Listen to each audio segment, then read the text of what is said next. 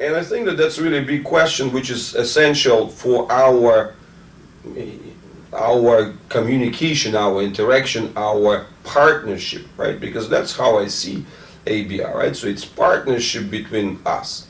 So where you are the ones who come with the commitment, delivery of those budgets and hours and efforts and so on towards your children, and I just happen to accumulate the expertise of like what now 27 years in rehabilitation and the certain specific approaches which I believe are more suitable and more helpful to the children with the cerebral palsy than the standard tools and the standard protocols and the standard strategies that the physical therapy and other standard orthopedic and neurological forms of rehabilitation offer.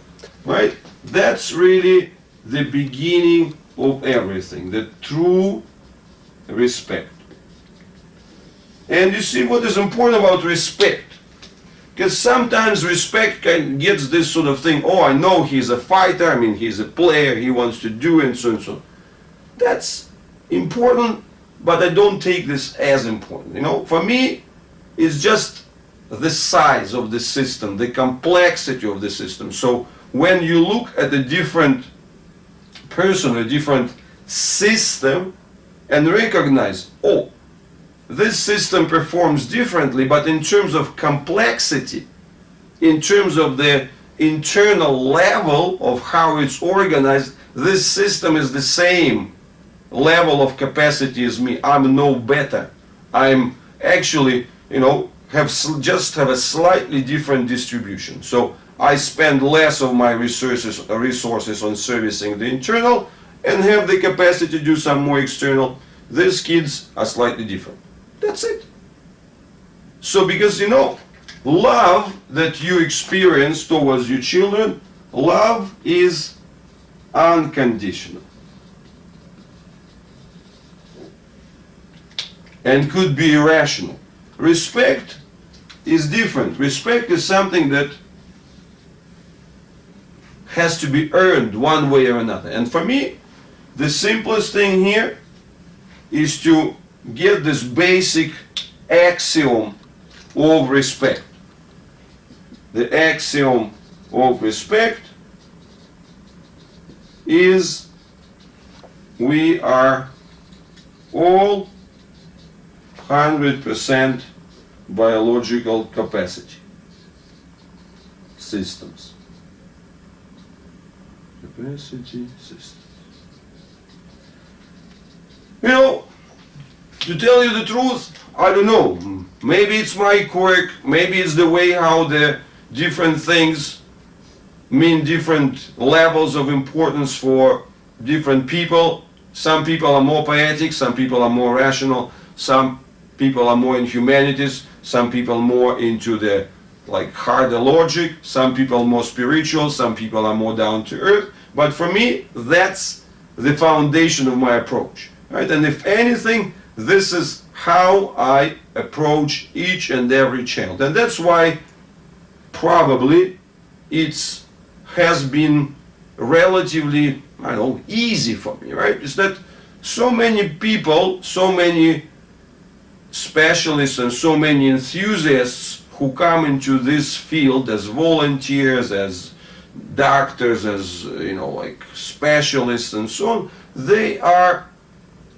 like very quickly they're getting into the burnout. The emotional toll of dealing with this world of disability becomes too difficult and they either freeze or just leave.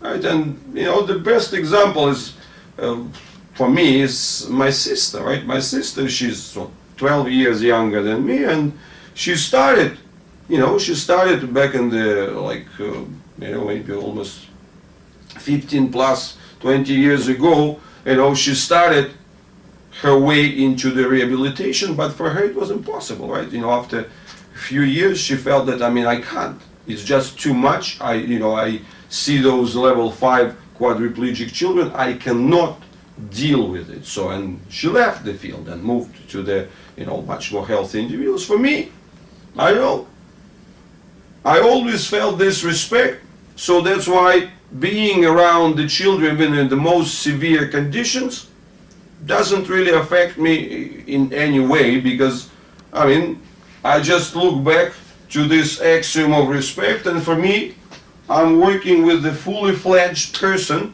the fully fledged complex system, and my job is to respect this, that this extra percentage points of complexity that these kids have in managing their internal, that's what is my interest. And that is why I see them as more complex, more advanced systems, the systems which are ahead of me. I learn from them. Not I teach from them, not that I judge them, I learn from them. And that's why they have their right, they have their like birthright, or this system right, to have their own proportion between the special worlds and the standard, right? So the, let's call it the outer world, the real world, right? I would use the word real for that, for the world that we share.